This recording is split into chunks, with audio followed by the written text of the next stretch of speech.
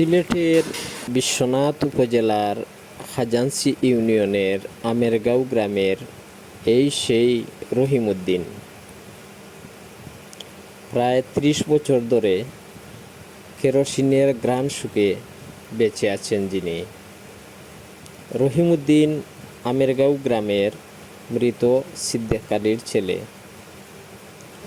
স্থানীয়ভাবে পিপাসা নামেই সবাই তাকে চেনেন। না বয়স ঠিকই তাও বয়সে কোনো প্রশ্ন হয় না বালা মাত বালা হইতো